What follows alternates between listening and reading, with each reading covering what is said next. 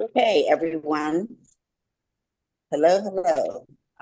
Hello. Today is the finance. Oh, no. Oh, you're saying hello back. Okay. This is the ALCOSAN's Finance Committee meeting. It is Friday, April the 19th. We will start with the roll call. Ms. Prater. Emily Kincaid. Here.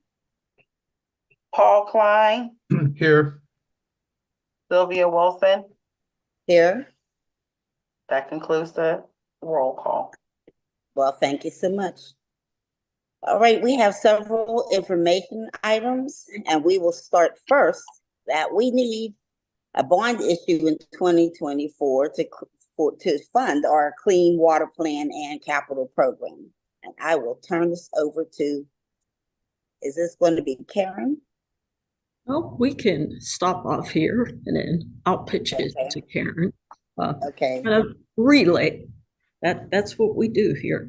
And it's a brief pass off because this is a simple reminder that, as you know, the committee and the board knows, we are in the throes of clean water plan implementation. It has taken us a while to get to this point of momentum, but we are going full tilt. What you are about to hear is information for, as you just read, the 2024 bond issuance and potential refunding. You're going to hear this conversation annually for quite some time. We have not been in this position. Actually, we've never been in this position. But again, the board is going to have to make these considerations on a yearly basis for the foreseeable future and for a very good cause, protecting the local waterways of this region. With that, I will pass it off to the Director of Finance, Karen Fantoni. Karen. Thank you, Ms. Arletta. As the executive director talked about, we will be in this position going forward for quite some time. We came to the Finance Committee back in the fall and talked about the process that we wanted to undertake to go out and review the underwriters for inclusion in our underwriting syndicate. So we wanted to take your time today to review the results of that RFP process and to talk about what we determined based on the responses to the RFP process. We're going to talk about the refunding opportunities for the 2013 bonds. And then we're going to talk about the new money needs that we have here at the authority going forward to continue to fund not only our organic capital, but the clean water plan going forward.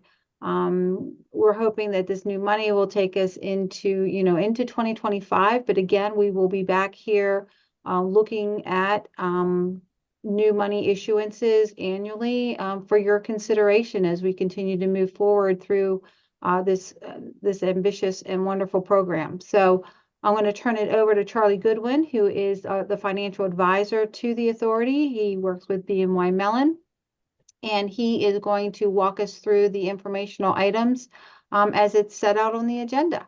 So Charlie, if you would take it away, please. Thanks, Karen. As Karen said, I'm Charlie Goodwin. I am head of public finance at BNY Mellon Capital Markets, the broker-dealer subsidiary of BNY Mellon. I have been pleased to have been serving ALCOSAN as your financial advisor since 2005. So it's coming up on 20 years that will be your financial advisor. So in that capacity, under federal securities law, we have a fiduciary duty to serve the interests of ALCOSAN. And so we are here to assist the authority as you structure bond issues, talk to rating agencies, work with the investors and also most importantly, when you come to market, oversee the work of the other members of the team that we'll talk about a lot today, the bond underwriters and the attorneys, to make sure that ALCOSAN gets the best deal possible in the market. So with that as introduction, as Karen said, we'll talk about 4 things today. First of all, a little bit about what we're going to think about doing for the new money bond issue to fund the Clean Water Program, as well as a potential refunding opportunity that, knock on wood, if rates stay the same, we can save ALCOSAN some pretty good money. Then we'll talk generally about where the bond market is, especially the tax-exempt municipal bond market. From there, as Karen alluded to back in October, the Finance Committee authorized us to go forward with a request for proposals process to identify firms to act as bond underwriters for the authority. So we'll review the results of those proposals received, and then finally talk about timetable and next steps. So as we look at the upcoming 2024 bond issue, on the new money piece, based on the projections that I've received, ALCOSAN is going to need to spend about $280 million over the rest of this year, as well as into 2025, to fund clean water and organic capital projects. We're going to do probably what we've done every year that I've been involved, which goes back all the way to 1997 when I first started working as an underwriter for ALCOSAN, and doing fixed rate bonds with semi-annual interest payments and annual principal payments. These are, I think, the big benefit they provide is predictability to ALCOSAN, giving all the capital expenditures you're going to need to make over the next 10 to 15 years. This predictability, I think, will be very helpful to the board as you plan for the Clean Weather Program. We're going to try to layer in the repayment of these bonds over the existing debt service of ALCOSAN. So on this chart to the right, the dark blue bonds are the existing principal and interest payments on all of the authority's outstanding debt. Then what we've got over top at the top on the chart, the light blue bars are the projected principal payments on the new bond issue, and then the gray bars are the interest expense on the new proposed bonds. So as you can see, the debt service, the annual principal and interest payments that ALCOSAN is going to have to make going forward will jump up pretty significantly as a result of this good-sized bond issue, and then we hope will decrease over time. The reason why we like this structure is it gives you room in the future to do new bond issues. As both the executive director and director of finance alluded to, you're going to be back in the bond market probably annually to fund the capital expenditures going forward. So we want to make sure that when we do a bond issue this year, we not only want to get you the best interest rate possible, but we also want to position the authority in a good shape to handle the potential future issues you'll need to do. We're thinking about, in today's market, looking at a long-term 30-year bond issue. We think, again, given where rates are right now, and I'll talk about those in a few minutes, your cost of borrowing is going to be about 4%.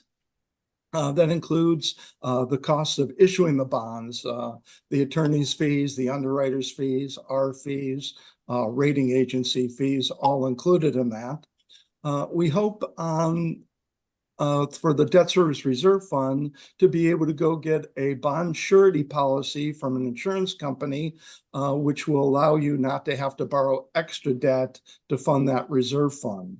A reserve fund is required under your master bond indenture that governs all the debt that ALCOSAN has issued. So we think you should be in good shape to get that going forward. The next piece we talked about is, especially as we look at some of these big payments in the early years, is how this is going to blend in with the existing debt. And here are the existing bonds that the authority has outstanding. And these are the universe of bonds that we've evaluated to see if any of these make sense to refinance in order to save money for ALCOSAN. Fortunately, the 2013 bonds, about 65 million of those outstanding, are in good shape for the authority to refinance, and we can generate some decent savings for the authority. Some of your other bonds going from 2015 out to the most recent bond issue that the authority did in 2022 really don't generate savings for the authority, either because the interest rates are already very low, or that you really cannot redeem those bonds prior to maturity for several years, which adversely impacts the ability of ALCOSAN to save any money for the refinancing. So we're just going to be focusing on the 2013 bonds to include in this new money deal to generate some savings. We think we can save about 5.6 million of net debt service for the authority from a refinancing of the 2013 bonds. That translates to about 8% of the outstanding bonds. And that's a very good percentage level. In the past, the authority has set a 3% threshold in terms of savings. And so now if you're at 8%, that's well in excess of the historical benchmark that the authorities use. So we think it is pretty compelling for the authority to go forward and refinance these 2013 bonds as you're doing the new proposed 2024 bonds. It is dependent on interest rates as to where they are when the authority goes into the bond market as to how much savings we'll get, but we're pretty confident that you should be able to generate some savings. The chart at the bottom is one potential scenario that we've developed as to where in each year the authority could enjoy the savings.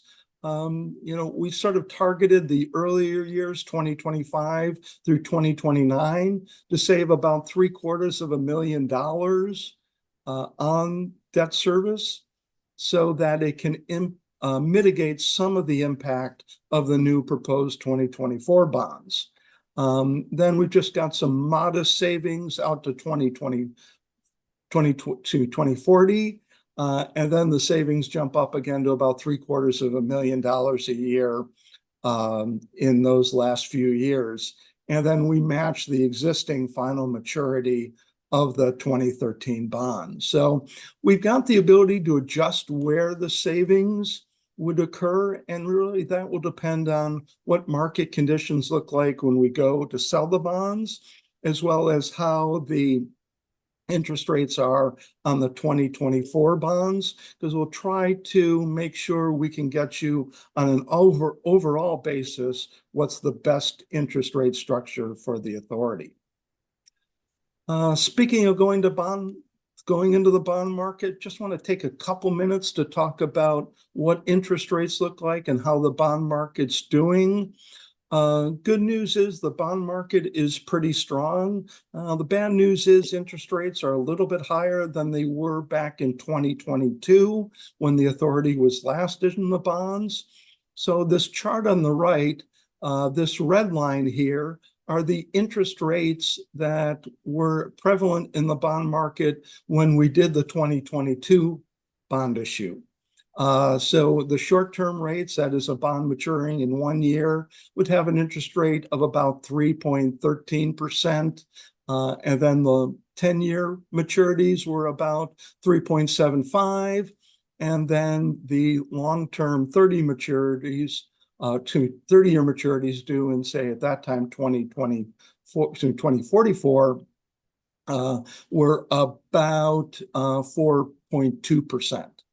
The blue line shows roughly where current rates are. As you can see, shorter term rates have jumped up as a result of efforts by the Federal Reserve Bank to try to tame inflation. And so it's created this weird sort of trough of interest rates where interest rates on a 5, 6, 7-year maturity are lower than actually a short-term rate. And that's the market's expectation that interest rates should go down sometime between now and say 10 years based on what they think that market participants think the Federal Reserve Bank will be doing. But then you see out in the later years, the benchmark interest rates do go up to about 4.5% in the later maturities. We do think that overall, it'll be a good time to issue the bonds into the market, and that municipal credit quality has been very strong. So lots of investors are flocking to tax-exempt bonds because of the relative safety they provide to investors, that they expect that there is a very, very, very good chance that you'll be getting repayment of principal and interest on the bonds. One other trend that we've seen that'll influence how we're suggesting to you that you put together the team of underwriters is that we've seen investors moving money away from the big mutual funds that invest in tax-exempt bonds, funds managed by, say, Fidelity, Federated, Vanguard, and into special accounts, what we call separately managed accounts, which are handled by registered investment advisors on behalf of individuals to sort of customize a portfolio of investors to meet, or excuse me, of investments to meet that particular investor's need. And with interest rates on the short end having gone up some, and overall interest rates up, many investors, and especially their registered investment advisors, are flocking back into the tax-exempt bond market. And so I think that's going to bode well for when ALCOSAN comes to the market. As we'll talk about a little bit in terms of timing, we're hoping to come into the market sometime in June of this year to get Karen the money she needs to pay all the capital expenditures. And so trying to look into the crystal ball to see what interest rates are going to look like there. The biggest driver, as I mentioned, will be what the Federal Reserve Bank will do. This big chart here on the left is sort of the market expectations as to where investors think the Fed is going to reduce short-term interest rates over the next 9 months. For a while, the market thought that maybe there would be an interest rate cut here in May, but given some of the persistent inflation numbers, now they're not expecting any cuts of decent size until probably September, November, and certainly into January now of 2025. And actually, just this morning, one of the members of the Federal Reserve Bank thought that he was not expecting any cuts until early 2025. So that I think for planning purposes, I think ALCOSAN should consider that the rates you're seeing in the market right now are probably what are going to be in place when the authority comes to market in June, July of this year. We think that inflation is remaining pretty persistent, so that I think as we're looking even at next year, if you have to come back to the market, you're probably going to be looking at comparable interest rates to what you're seeing now. Karen, do you want me to pause for questions before I move on to the team, or? Certainly, Charlie, thank you. Is there any questions at all from any of the committee members at this point in the presentation? I don't, because I think he's being quite thorough. Thank you, Sylvia.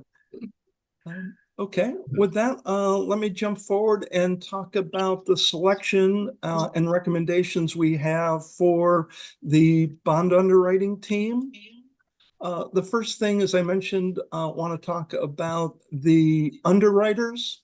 So what underwriters do is they are the intermediary between ALCOSAN and investors. So they are the firms that will come together to help structure the bonds, try to find investors who are interested in the bonds, and most importantly, at what interest rates investors want in order to purchase the bonds. And then another important task that underwriters do is that we think that investors will want to buy all the bonds for ALCOSAN that are being offered with this 2004 series.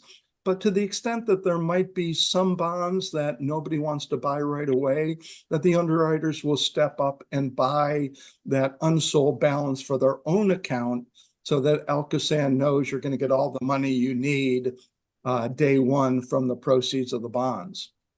So generally what we recommend and what most municipal issuers do, and pretty much all the water and sewer issuers that are decent sized, they do a syndicate, which is a team of firms that band together to purchase the bonds from ALCOSAN and sell them to investors.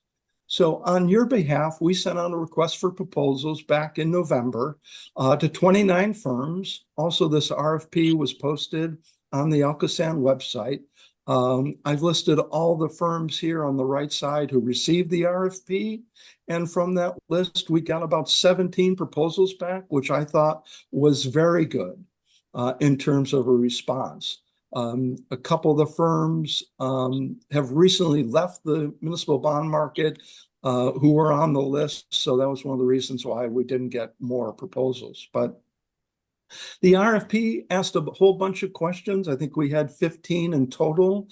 Some were around local presence, the fees that they would charge to act as an underwriter, how they can sell the bonds, what sort of experience they have working with large sewer authorities, how they would best position the authority when we go to talk to Standard & Poor's and Moody's for a rating on these bonds, how they think it would make sense to structure the bonds, as well as what options they think are available to the authority to refinance any of your existing bonds.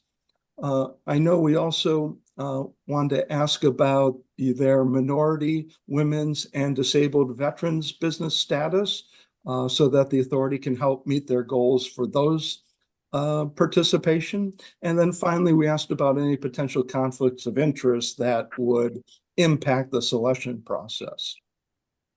Generally, overall, I was really impressed with the quality of proposals that the authority received. We saw some very interesting ideas on how the authority could sell the bonds. We saw some very aggressive fee proposals. And so I think that there are 17 firms that really put their best foot forward and are very interested in working with the authority. So I think you can really be assured that the authority is going to be well served from the underwriting team going forward. What we want to do when we're putting together teams for the authority is to try to create a combination of firms that can bring all the resources and attributes needed to get the authority the best deal possible. So we're looking at things like local presence, that if a firm has a lot of offices and employees here in the Pittsburgh region, they're going to certainly understand ALCOSAN in your service area.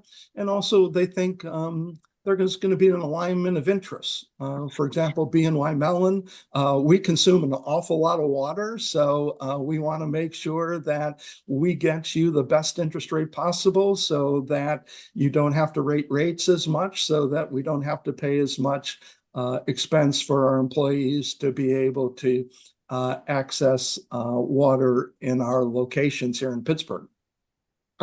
We want to know that there are firms in our syndicate who have really good sewer expertise, especially dealing with consent decrees at other authorities, so they know how best to structure the bonds and explain to investors what a consent decree is.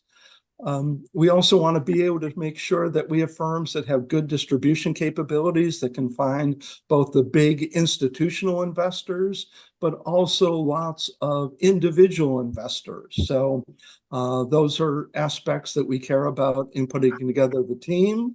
We also want to make sure that firms who understand the unique aspects of Pennsylvania bonds, because there is, for Pennsylvania residents, the ability to get both a federal tax exemption on the interest paid on the bonds, but also an exemption from Pennsylvania income taxes.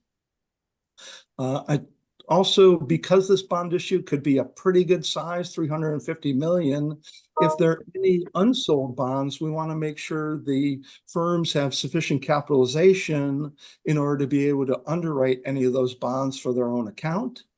And well as a willingness to demonstrate that they're going to be able to do that if at the time we sell the bonds, that there are unsold balances.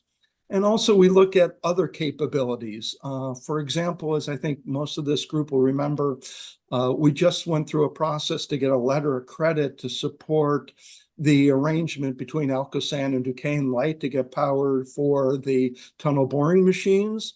And we approached 4 firms, and 3 of those firms were willing to provide that letter of credit, which was very helpful to ALCOSAN. And so that's another factor that I think is important to recognize in the underwriting team, those firms, so that can bring credit support for the authority and other financial services. So that's another attribute that we want to put into the team.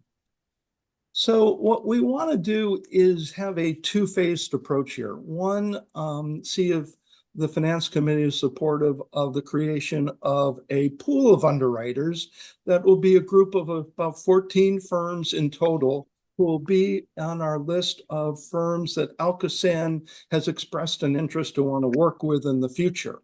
We're not going to use every firm on every deal. We'll probably recommend to this committee that we mix and match going forward, that on smaller bond deals, we maybe will only use 3 to 4 firms.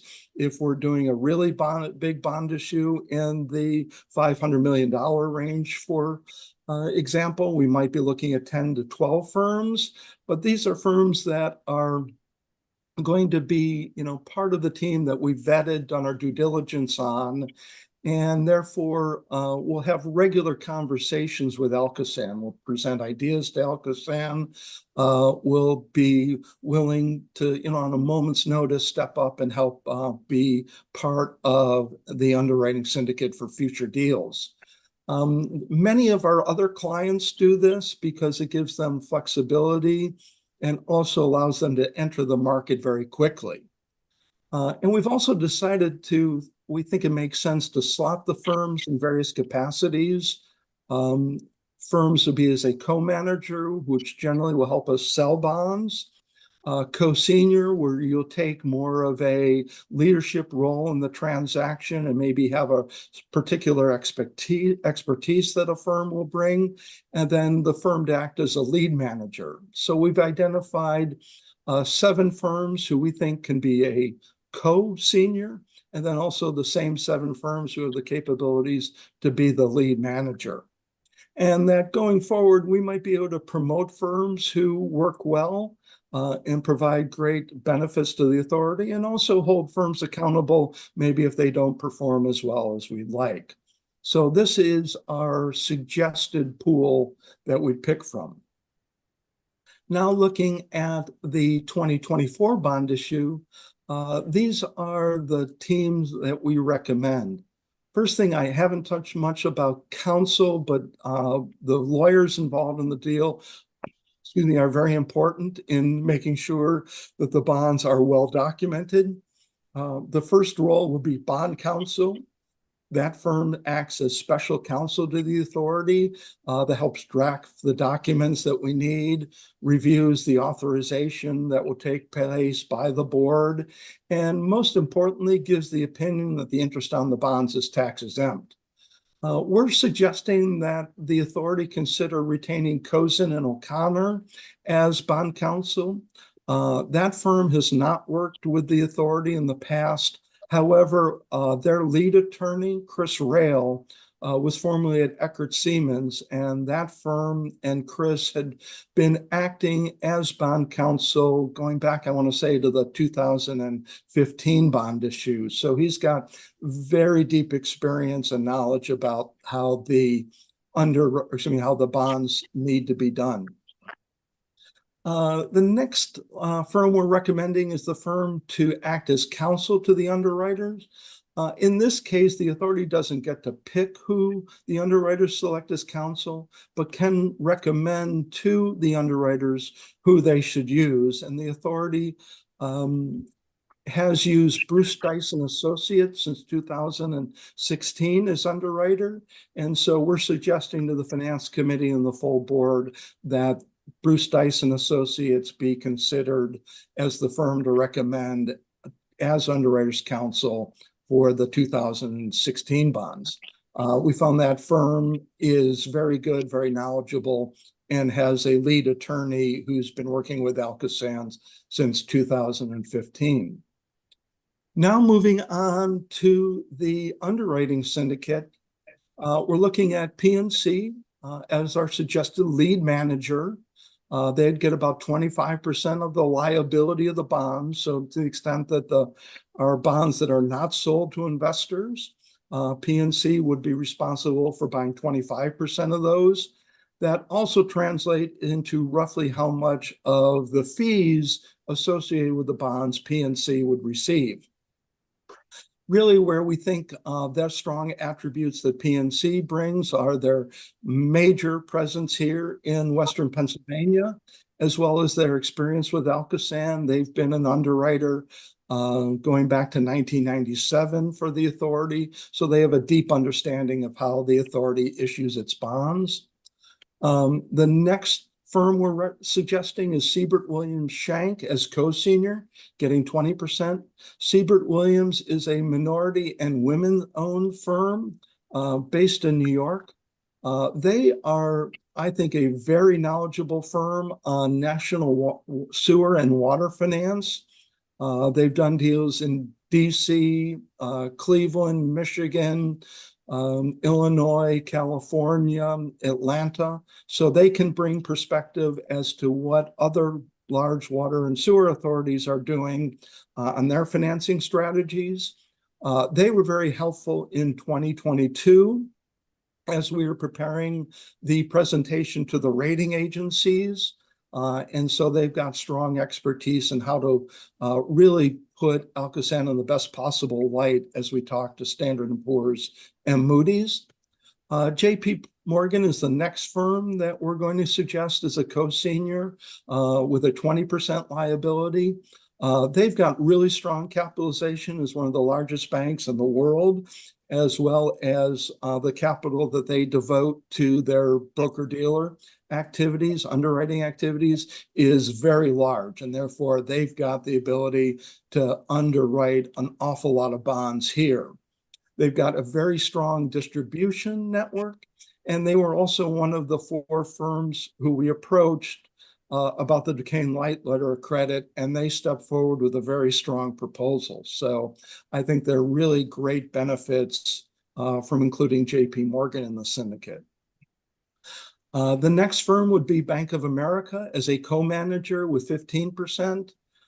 As I mentioned earlier, that we're seeing individual investors buying more and more of a bond issue because short-term and longer-term rates have increased. And Bank of America, with their former Merrill Lynch franchise, has one of the largest distribution networks to sell bonds to individual investors.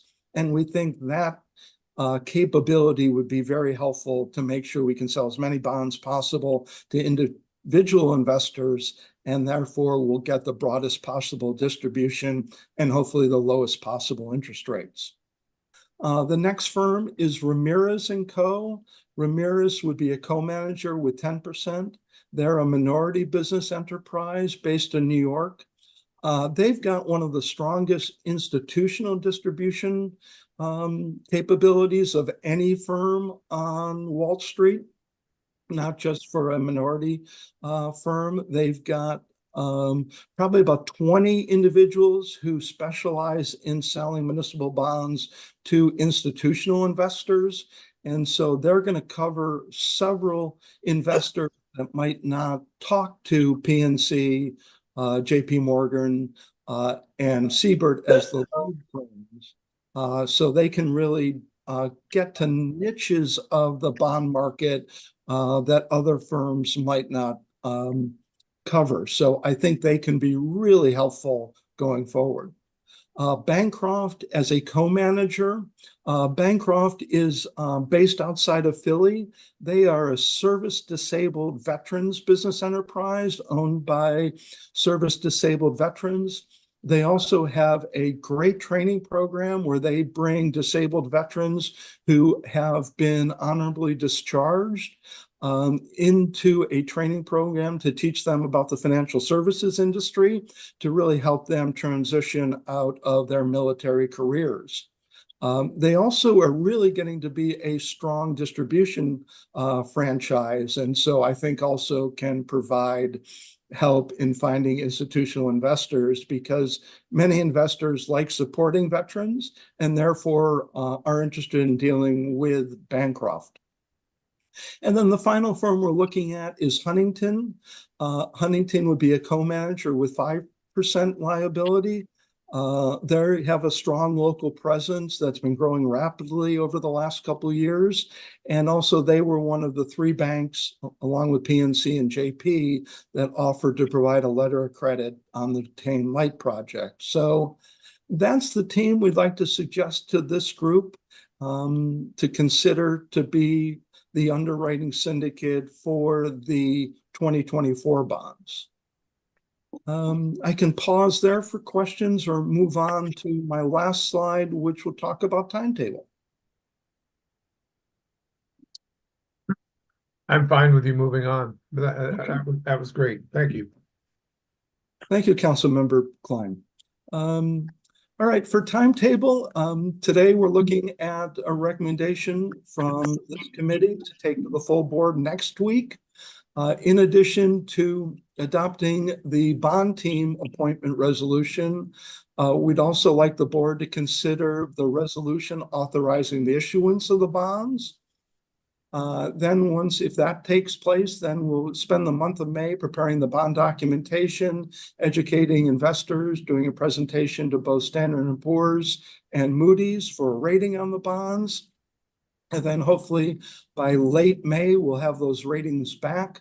We're pretty confident that the authority will be able to maintain your really strong ratings right now of AA3 and AA-. Just to let you know, both the city of Pittsburgh and Allegheny County recently got their ratings affirmed at the AA level, which will bode extremely well for ALCOSAN. And those ratings are really, really good considering the amount of debt that ALCOSAN is going to have to take on over the next 15 years. So with those ratings in hand, we look forward to entering the bond market mid-June, depending on how things look. And at that point, we'd sell the bonds to investors and lock in the interest rates on the bonds. And then late June, early July, we'll close the bonds, deliver bonds to investors, and most importantly, get Karen the money she needs to pay all the contractors of ALCOSAN. So that's the timetable we're looking at going forward. So with that, I'll be glad to take any questions, and thank you for the opportunity to present, and also thank you for the opportunity to be your financial advisor. Oh boy. Trying to find myself. Can you hear me? Because I can't find where my audio is. Okay, I'm very happy with your presentation. Of course, I've sat through some of these in the past. It also reminded me of some other places. This is just really great to hear. I'm glad that I won't be around in 40 years. What you're projecting, and it's also quite interesting how you're able to project that far. Of course, it's necessary. I'm just glad I'm not the one that had to do it. Do we have any questions from anyone else or any comments from anyone from the ALCOSAN staff?